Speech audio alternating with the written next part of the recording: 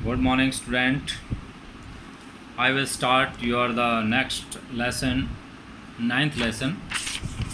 और इस लेसन के अंदर आपके केवल दो ही टॉपिक हैं, sports injuries, classification, causes and preventions, और एक है फर्स्ट एड।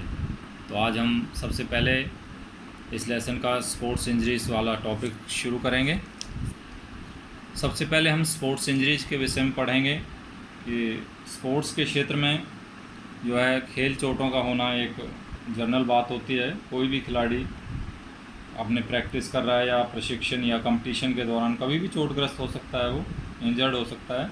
शायद ही ऐसा कोई खिलाड़ी होगा जो अपने जीवन के अंदर चोटग्रस्त नहीं हुआ हो, इंजर्ड ना हुआ हो। वास्तव में इंजरी लगना एक स्वाभाविक है। खेल प्रशिक्षक होते हैं, जो कोच होते हैं, वो शारीरिक फिजिकली कोच और स्पोर्ट्स से संबंधित जो डॉक्टर हैं वो खेल चोटों से बचाव की काफ़ी कोशिश कर रहे हैं, लेकिन उनके कठिन प्रयासों के बावजूद भी अभी तक खेल चोटों के बचाव नहीं हो पाए हैं। लेकिन ये निश्चित है कि यदि खेल के दौरान उचित कदम उठाए जाएं तो खेल चोटों को कम किया जा सकता है, इनसे बचाव किया जा सकता है। खिलाड़ियों द्वारा प्रॉपर इक्विपमेंट का इस्तेमाल करके प्रतियोगिताओं में कंपटीशन के दौरान प्रयोग करें हम तो काफ़ी जो है बचाव कर सकते हैं इंजरी से। ऐसे खिलाड़ी जो प्रॉपर इक्विपमेंट का प्रयोग नहीं करते हैं, सुरक्षात्मक उपकरणों का, उन्हें जो है खेल कंपटीशन में काफ़ी भाग लेने की इजाज़त नहीं दे जानी चाहिए। खेलों में वास्तविक रूप से भाग लेने से पहले जो स्पोर्ट्समैन हैं उनका प्रॉपर कंडीशनिंग होनी चाहिए, नियमों के अनुसार खेलना। खेल संचालन भी खेल चोटों के बचाव में सहायक हो सकते हैं। कंपटीशन और प्रशिक्षण से पहले शरीर को, अपने बॉडी को प्रॉपर वार्मिंग अप करना चाहिए। कुछ खेल चोटों के बचाव के लिए साइंटिफिक ज्ञान भी काफ़ी सहायक सिद्ध हो सकता है। इस विषय में लियोनार्डो दा विंसी ने कहा है कि यदि तुम खेलों से लगाव रखते हो, यानी तो अभ्यास करते हो उसका, लेकिन तुम्हें खेल का वैज्ञानिक ज्ञान नहीं है, साइंटिफिक ज्ञान नहीं है, तो तुम ठीक एक ऐसे पायलट की तरह हो जो एक ऐसी शिप में सवार है जो बिना किसी रडार के या दिशा सूचक यंत्र के है और वो अपना मंजिल नहीं जानता। अब हम चलते हैं आगे, क्लासिफिकेशन ऑफ स्पोर्ट्स इंजरीज। खेल चोटों का वर्गीकरण निम्नलिखित ढंग से किया जा सकता है। फर्स्ट है सॉफ्ट टिश्यूज इंजरीज, सेकंड इसमें बोन इंजरीज हैं, और थर्ड हैं जॉइंट इंजरीज। तो आज हम केवल सॉफ्ट टिश्यू इंजरीज के विषय में पढ़ेंगे और आगामी वीडियो में हम नेक्स्ट वीडियो में जो करेंगे वो बोन इंजरीज और जॉइंट इंजरीज का पढ़ेंगे। सबसे पहले soft tissues injuries. Soft tissues की जो चोटें हैं वो निम्न प्रकार की हैं। फर्स्ट है कंट्यूशन, सेकंड स्ट्रेन होता है इसके अंदर, थर्ड चोट जो होती है इसकी स्प्रेन, फोर्थ जो है एब्रेशन, और फिफ्थ जो है इसकी ब्रोसिस होती है। सबसे पहले हम कंट्यूशन के विषय में पढ़ेंगे। कंट्यूशन हमारी मसल्स की चोट होती है।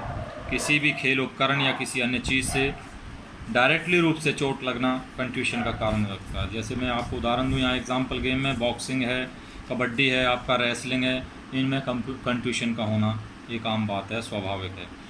कंट्यूशन में हमारी मसल्स की जो ब्लड वेसल्स हैं वो टूट जाती हैं और कभी कभी जो मसल्स से ब्लड भी बहने लगता है। कंट्यूशन की जगह पर अकड़न या सूजन आ जाना भी एक स्वाभाविक है। कई बार ऐसी स्थिति में मसल्स अपना कार्य करना छोड़ देती हैं और कभी कभी वो मांसपेशियां हैं पूर्ण रूप से निष्क्रिय हो जाती हैं। क्या प्रिवेंशन कर सकते हैं हम इसके लिए? हमें अभ्यास, प्रशिक्षण और कंपटीशन से पहले उचित रूप से शरीर को वार्म अप करना चाहिए। शरीर के सभी अंगों का व्यायाम भली प्रकार से हम स्ट्रेचिंग एक्सरसाइज करनी चाहिए।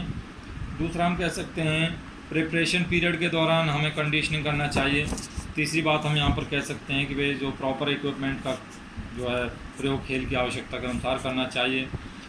और नेक्स्ट हम इसमें ये भी बचाव कर सकते हैं कि भाई खेलों में अच्छी जो गुणवत्ता वाले स्पोर्ट्स इक्विपमेंट है उनका प्रयोग करें।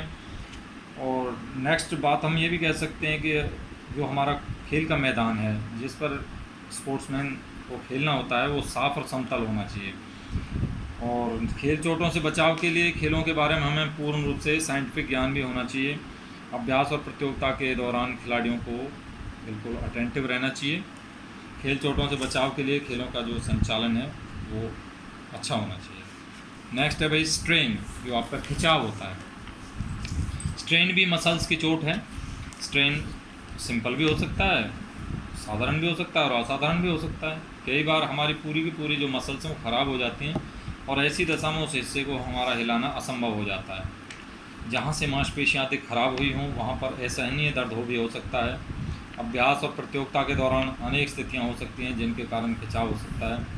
वास्तव में टेंडन या आपकी मसल्स के खिंचने ये कारण हो सकता है ये, और ये अचानक हो सकता है, कुछ दिनों या सप्ताह में भी हो सकता है। अचानक खिंचाव जो है आपका वो भारी वज़न उठाने से मसल्स पर अधिक दबाव डालने के कारण हो सकता है। इसके लिए हम क्या प्रिवेंशन कर सकते हैं?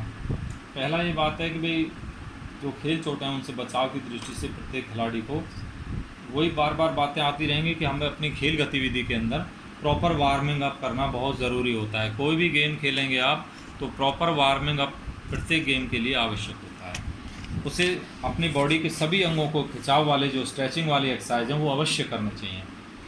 और तैयारी काल के दौरान प्रिपरेशन पीरियड है उसमें प्रॉपर कंडीशनिंग होनी चाहिए, प्रॉपर इक्विपमेंट अच्छी गुणवत्ता के होने चाहिए। स्पोर्ट्स का जो मैदान है आपका वो साफ़ हो, समतल हो, खेल चोटों से बचाव के लिए खिलाड़ियों के बारे में साइंटिफिक ज्ञान हो, वही सारी बातें दोहराई जाएंगी। ज़्यादातर सभी जो आपके जितनी भी चोटें हैं उनके जो आप प्रिवेंशन करेंगे तो वही बातें बार बार आएंगी। अभ्यास और कंपटीशन के दौरान खेलों का संचालन अच्छा होना चाहिए। जो थकावट की दशा में खिलाड़ी को अपना खेल जारी नहीं रखना चाहिए। नेक्स्ट चोट है आपकी स्प्रेन, जिसको हम मोच कहते हैं। ये लिगामेंट की चोट होती है। ये अधिक खिंचाव या लिगामेंट के फटने के फलस्वरूप हो जाती है। जनरली स्प्रेन कोहनी के जोड़ हैं, आपके रिस्ट जॉइंट हैं या एंकल जॉइंट हैं, उन पर होती है और कभी कभी मोच के साथ साथ फ्रैक्चर भी हो जाता है। ऐसे में स्वेलिंग बहुत अधिक हो जाती है। इसके अतिरिक्त जो है दर्द भी अधिक होता है, कई बार लिगामेंट ढीला भी हो जाता है। तो जो ये लक्षण इस बात पर निर्भर करते हैं आपके कि भाई मोच किस प्रकार की है, वो माइल्ड है या फिर सर्व है, यानी कि हल्की है या गहरी है। इसमें भी प्रिवेंशन ज़्यादातर मिलते जुलते रहेंगे पिछले की तरह ही, कि मोच से बचाव के लिए अपने पूर्णतः विशेष रूप से सभी जो जॉइंट्स को, जोड़ों को गरमा लेना चाहिए और तैयारी का उचित प्रॉपर अनुकूलन करना चाहिए। स्पोर्ट्स इक्विपमेंट अच्छी गुणवत्ता के हों, खेल का मैदान है साफ समतल हो और अच्छा जो चोटों से बचाव के लिए संचालन अच्छा होना चाहिए। ऑफिसेटिंग खेल नियमों का पालन करना चाहिए। खिलाड़ियों का अभ्यास प्रतियोगिता के दौरान अटेंटिव रहना चाहिए, सतर्क रहना चाहिए। फैटिग की दशा में खिलाड़ी को अपना खेल जारी नहीं रखना चाहिए। मसल्स को मजबूत रखने के लिए हमेशा संतुलित आहार लेना चाहिए, हमें बैलेंस डाइट लेनी चाहिए और अपने स्वस्थ वेट को बनाए रखना चाहिए। गिरने से बचना चाहिए, फिटिंग वाले जूते पहनने चाहिए और खेलते हुए प्रॉपर सुरक्षात्मक उपकरण पहने और समतल सतह पर दौड़ने का प्रयास करना चाहिए। इससे अगला है भाई एब्रेशन। एब्रेशन होता है आपका रगड़ या छिलना, ये त्वचा की चोट है। एब्रेशन प्राय किसी उपकरण के साथ, आपके इक्विपमेंट के साथ रगड़ने के परिणाम स्वरूप हो सकता है। कभी कभी नीचे गिरने से भी एब्रेशन हो सकता है, विशेषकर उस जगह पर जहां आपकी जो अस्थि है, बोन है, वो त्वचा के पास हो। एब्रेशन त्वचा के ऊपरी भाग पर होता है। जैसे ही कोई खिलाड़ी फिसलता है, नीचे गिरता है, तो क्या होता है, फ्रिक्शन के कारण हमारी जो त्वचा की सतह हैं वो आपकी वो छिल जाती हैं। ऐसा बास्केटबॉल कोर्ट में ज़्यादातर घटित हो सकता है, जहाँ पर सतह थोड़ी खुरदरी होती है। इसके अतिरिक्त ये कबड्डी में, एथलेटिक्स में, हॉकी में, फुटबॉल में भी ये घटित हो सकता है। ये यदि थोड़ा सा भी कोई छिलता है, गहरी रगड़ या छिलने के कारण भी जो है क्या होता है, कई बार जो है ब्लड भी आ जाता है, रक्तस्राव होने लगता है। क्या प्रिवेंशन देंगे? खिलाड़ी को प्रशिक्षण प्रतियोगिता से पहले प्रॉपर वार्मिंग अप करना चाहिए। प्रिपरेशन पीरियड के दौरान जो है खिलाड़ियों को उचित प्रॉपर कंडीशनिंग करना चाहिए। स्पोर्ट्स इक्विपमेंट हैं वो अच्छी गुणवत्ता वाले होने चाहिए। अभ्यास प्रतियोगिता के दौरान खिलाड़ियों को जो खेलों का संचालन है वो अच्छा होना चाहिए। नियमों के अनुसार खेलना चाहिए। सुरक्षात्मक उपकरणों का प्रयोग करें और खुली त्वचा को कपड़े की सतह से ढककर रखना चाहिए और अपने शरीर को जो है वर्तमान फिटनेस के स्तर से अधिक शक्ति नहीं लगानी चाहिए। खेलों में भाग लेने से पहले प्रॉपर टेक्निक भी ज़रूर सीख लेनी चाहिए। अगला है भाई ब्रूसिस, जो लास्ट है इसका। इस प्रकार की चोटें कभी कभी फुटबॉल, हॉकी और मुक्केबाजी में, बॉक्सिंग में लग जाती हैं। लग सकती हैं। हमारी जो ऊपरी त्वचा पर कोई प्रभाव न पड़ने के कारण ये चोटें स्पष्ट दिखाई नहीं पड़ती। जैसे आप नील पड़ जाता है कई बार देखते हैं, लेकिन आंतरिक जो इंटरनल टिश्यूज़ हैं वो नष्ट हो जाते हैं। इस चोट से प्रभावित जगह क्या हो जाती है, नीली हो जाती है, निशान पड़ जाते हैं नीला।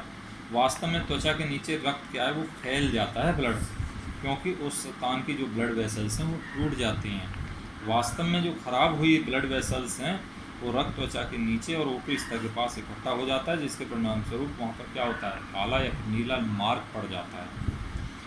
प्राय जो है नीला तब पड़ता है ये मार्क जब खिलाड़ी को किसी खेल उपकरण के साथ सीधी टक्कर हो जाए, किसी भी स्पोर्ट्स इक्विपमेंट के साथ सीधी टक्कर हो जाए। वास्तव में एथलीट्स या वेट लिफ्टर्स को तब भी नीला ये मार्क पड़ सकता है जब वो कठिन और जटिल जो है अभ्यास करते हैं। नई चोट क्या होता है, जब नई चोट होती है वो प्रारंभ में रेड होती है और बाद में क्या पड़ जाती है, वो नीली पड़ जाती है। इसके लिए हम क्या बचाव करेंगे भाई?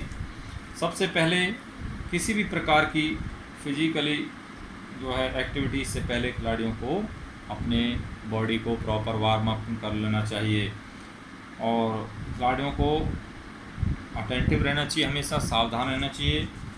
जल्दबाजी नहीं करनी चाहिए खिलाड़ियों को, उन्हें नियमों के अनुसार खेलना चाहिए।